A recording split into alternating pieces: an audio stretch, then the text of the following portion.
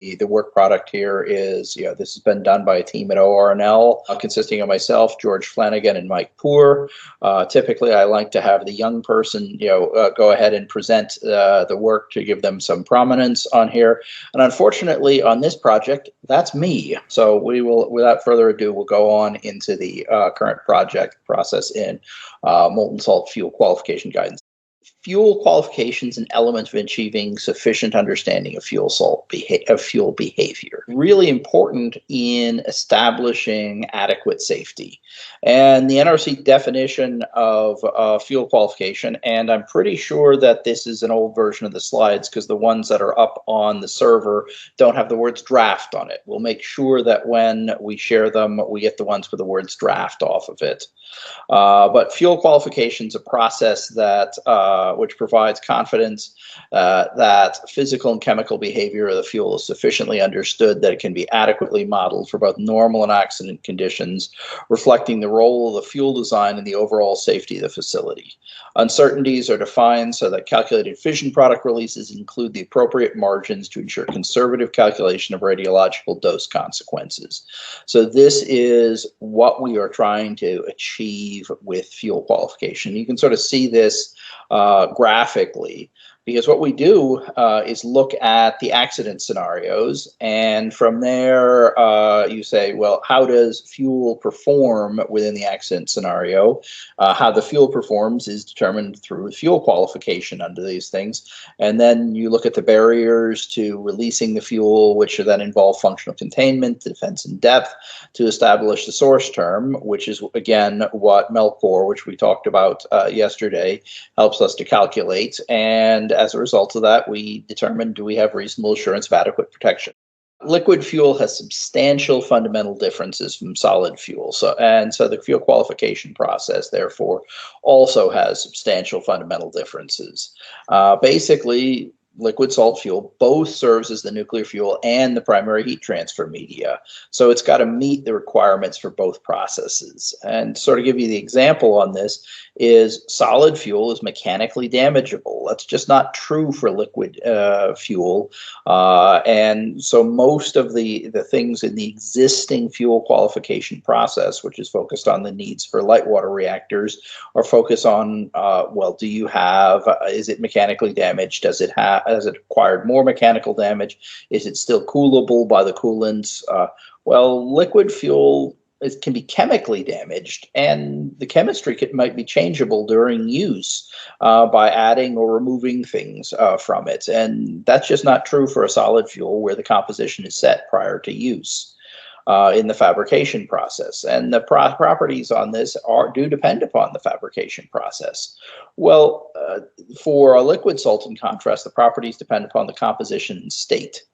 And one of the other things, though, is liquids, because they deform to their shape of their container. If you poke a hole in a container, you could release nearly all of the radionuclides. If you crack a fuel pin, essentially, as long as you don't have a massive crack so the pellets can fall out, you can release the amount of cover gas which is in the plenum, but the rest of it continues to be retained. That's a negative potential impact of liquid fuel. The common salt properties and plant functions enable a general liquid fuel salt evaluation mechanism. Because we have such a diverse set of designs, it is very difficult to say, well, the qualification of this fuel, how does it compare with qualification of a fuel for another reactor? While the specific accident sequences are design dependent, the basic operational and safety functions are common to any nuclear power plant. And they're essentially contain the radionuclides, provide adequate cooling, and control the reactivity. The halide salt characteristics are common to any halide salt. High boiling points results in low pressure, low Gibbs free energy, which basically means low chemical potential energy, so they don't react vigorously with anything, and the natural convection heat transfer properties. The fuel salt interacts with its container layers via common chemical and physical processes, for example, via thermal energy transfer, chemical reactions, and mechanical processes. The method that we are proposing tailors the fuel qualification process to characteristics and functions of liquid salt fuel. We've got modifications that both add and remove issues from solid fuel qualification process. For example, liquid salt's not a manufactured product, so all of the requirements that come out of the manufacturing elements of the specification just aren't relevant. Again, liquid fuel cannot be mechanically damaged, and the fuel also serves as the primary reactor coolant. So all the requirements that are put on for the coolant system now pertain as part of the fuel salt qualification. And the next few slides will talk about the specific requirements for this. And the fuel salt properties determine its capability to adequately support achievement of the fundamental safety functions. Again, contain, cool, and control. The fuel salt regulatory basis derives from the role of fuel salt in establishing compliance with existing regulations. Again, fuel salt doesn't have a mechanically determined lifetime because it really isn't a mechanical product because it's a liquid. Identification of life-limiting failure and property degradation mechanisms that occur as a result of irradiation during reactor operation, however, remains a key focus. We need to know, when does fuel salt cease to be a useful product? When has it reached its end of life? So the fuel salt lifetime is the period in which it contains adequate quantities of fissile materials, so it's still fuel, does not contain too many neutron absorbers, and maintains acceptable thermophysical and thermochemical properties. So you've been hearing all of these presentations about developing thermochemical and thermophysical property databases for fuel salts. This is where it's really useful then, is it goes ahead and supports the qualification of the fuel so we understand what are the properties, can we predict the properties with reactor physics models over time. Again, the composition may be adjustable during operation. To some extent, this is inevitable because the fission gases tend to bubble out, and the solid fission products, what would be the noble fission fissile products, will plate out or form solids that would require to be filtered from this. But on the other hand, because in many designs you have access to the liquids, you may be able to adjust the redox, add additional fissile materials during operation. Indeed, that was the goal of the molten salt breeder reactor program, was to continuously breed, and many of the breed and burn designs continuously adjust their properties. Functional containment is really important for MSRs in providing adequate radionuclide retention. Barrier performance must be degraded to release the radionuclides to the environment. The degradation can occur through failure or bypass, and because we aren't high pressure systems, it's much more likely bypass is something we're going to have to be very concerned with, because people might elect to have things like access hatches or such that you really don't think of in a high pressure system. But if you don't close them, your containment doesn't work with a big hole in it. So fuel salt properties that stress barriers cause them to be more likely to release radionuclides. For example, increasing the temperature increases the radionuclide vapor pressure in the cover gas, as well as decreasing the strength of the container. So what we do is we look at the stressors on the containers. However, you'll have different performance requirements for materials that are normally in contact with the salt. So that first salt wetted layer will behave as different sets of requirements from those that don't only need to withstand the salt during accidents, i.e. if you have a guard vessel, well, a guard vessel is not normally in contact with the salt, is not normally at the full salt temperature, and may be much easier to inspect because it's not touching the salt. So you may have a much easier time going ahead and confirming that it's adequately performing its function. The fuel salt boundary breach accident progression is part of performance-based and deterministic fuel qualification. Multiple locations in the 10 CFR require evaluation of a postulated fission product released from the core into containment. And what exactly is the containment on there? In some of these designs which have a liquid pool, outside of that, it would be the breach of that first salt-wetted major barrier. At least that's going to be what my contention is. The fuel salt or cover gas cannot directly stress exterior containment layers without first breaching an inner containment layer, just simply because they're not touching it. While high radiations and high temperatures immediately outside of fuel salt boundaries substantially circumscribe the characteristics of materials that are adjacent to the fuel salt container.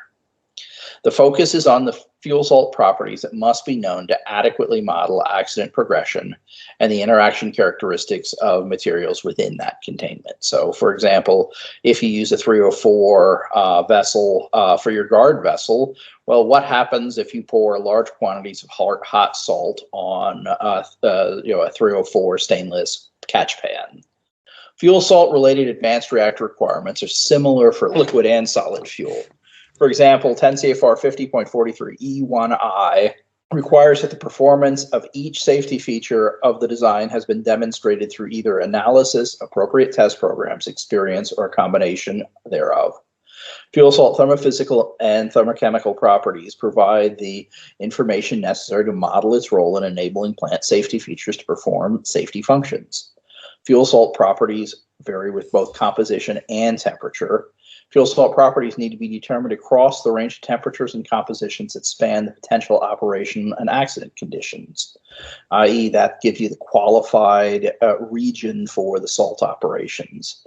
The quality of the fuel salt property data needs to be sufficient to enable modeling the role of the fuel salt in achieving the plant safety functions. That's really important because if you look, much of the quality assurance work that's being done is about, well, what's the fractional error that you would have and how achievable, how repeatable this is. Well, our key element for fuel salt qualification is what is the impact of not knowing it well enough. And some things you may need to know very well, and other things may have a great deal of flexibility on how well that you need to know them. Liquid fuel salt must meet the safety intent of the coolant-related GDCs. Those are the general design criteria, or advanced reactor design criteria is appropriate. For example, the general design criteria 15 requires that the coolant system be designed so that design conditions of the reactor coolant pressure boundary are not exceeded during either normal operations or anticipated operational occurrences. ARDC 15, which is the modification put out in Regulatory Guide 1.232, removes pressure from the reactor coolant boundary function. It allows what an advanced reactor where it might not have a high pressure, and so we would follow the advanced reactor design criteria where the coolant boundary function then would take from the ARDC 15. The key design choice for MSRs that employ functional containment is which layer or set of layers comprise the reactor coolant boundary. The credited layers to achieve the safety function must meet the requirement. So if the normally salt-wetted layer is credited, fuel salt conditions that would damage the layer must be detected and corrected before causing significant damage. On the other hand, the normally salt-wetted layer could be just sort of a core internal. It is not necessary to select that as a credited layer.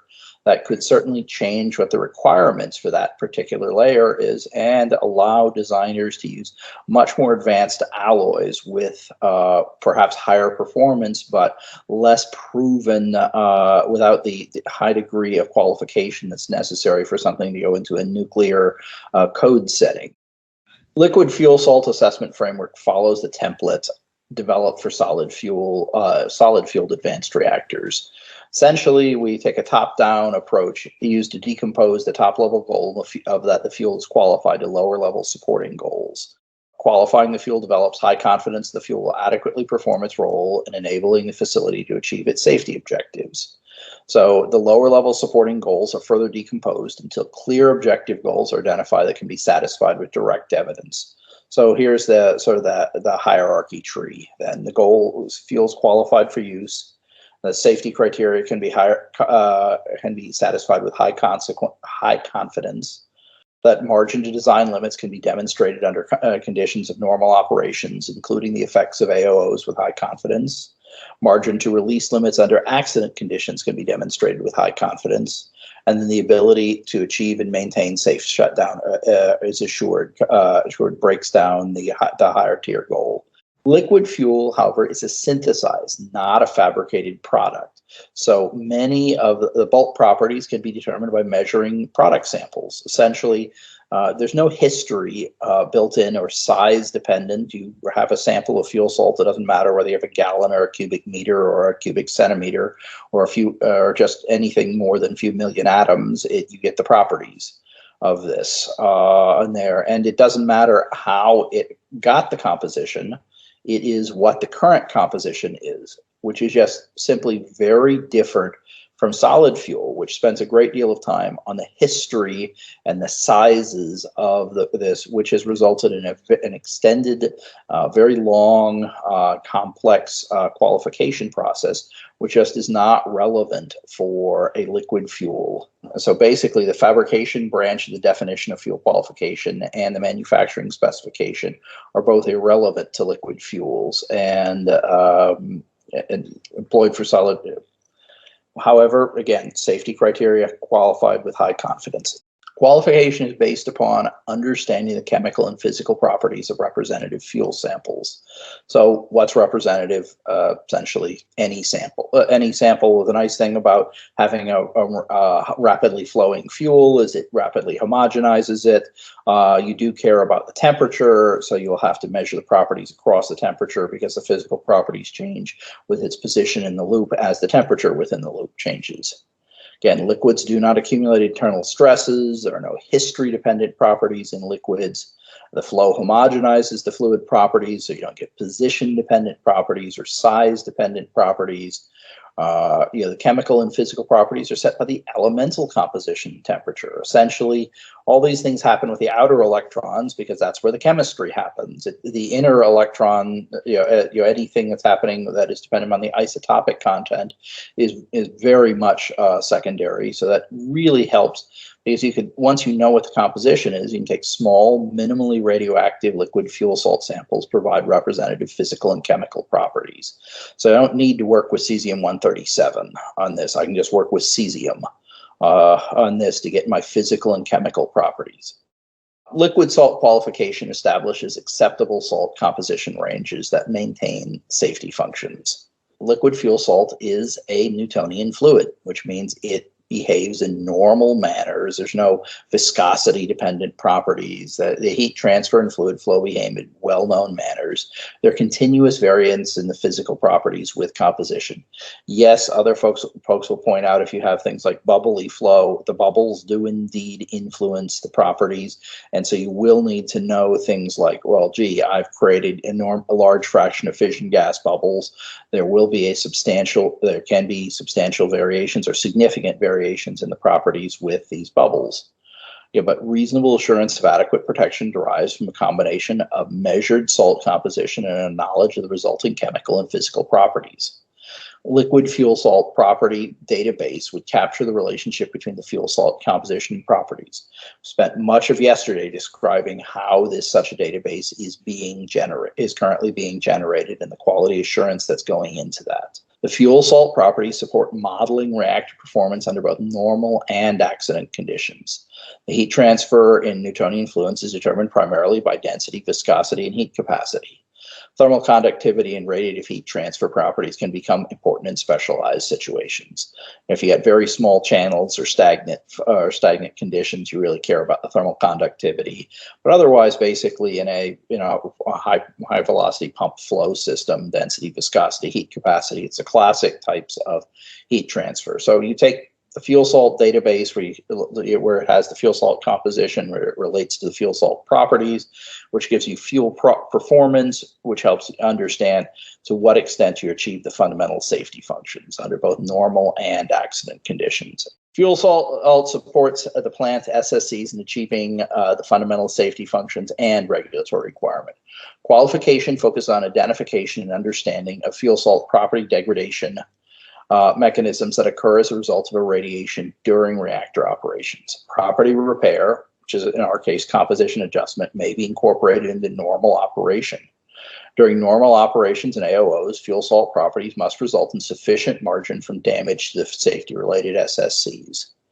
Under accident condition, the fuel salt properties must not result in sufficient damage to the safety-related SSCs to prevent them from achieving their functions. So basically what we're trying to establish through all of the accident progression models, what are the requirements for the fuel salt, and then back from that, back out what the acceptable bounds of the properties are. It's applicable to any molten salt reactor, but again, a fuel salt may be qualified for one reactor because it only needs to provide a certain amount of heat transfer. On the other hand, it might not be qualified for another reactor, where it would need better heat transfer. Things might be qualified for in normal operation, where you've got pumped heat transfer, but might not be acceptable for accident conditions where you have loss of flow, loss of pumped flow, where the same properties would not provide adequate heat transfer. Maria Nova says, isn't it vice versa that fission product release is an issue for solid fuels, where for liquid fuels, most of the fission products actually becomes part of the salt matrix? Well, certainly in a solid fuel, most of the fission products are trapped, but containing the fission products containing the radionuclides is the basic safety function. I mean, that's the regulated thing. Part 20, tells you this is how much you can release, period. It doesn't matter why or where, but and certainly much of the some of the fission products are retained, but the fission gases escape from liquid fuels. Farshid Shiroki writes, beyond Part 50 or 52 or possibly even 53, what other licenses are needed for salt conditioning and processing of the fuel salt loop would you expect? That's a good question, and it's actually the subject of this year's work under DOE, because, as you point out, a possession and security and the fuel is intimately involved in all of this. And how do you get the Part 70 license that goes with the Part 50 or 52 or 53 license? Well, we don't have a good, clear answer to that right now. That's a real concern, because there's always been an exemption for the possession part of things. However, there's a great deal more of the fuel cycle at a liquid fueled MSR, and so we'll want to have an efficient and effective licensing process, and so we're trying we're making recommendations for that at the moment. Don't have a good answer for what do you do about the other elements of the fuel cycle right now. What's the enrichment needed for chlorine, since natural chlorine, I believe, is mostly 35? That doesn't have anything to do with the regulation on there. That depends upon your neutron efficiency on there. So you'll need to ask a chlorine reactor vendor on there. Chlorine 36 is one of the long-lived fission products, as well as an activation product.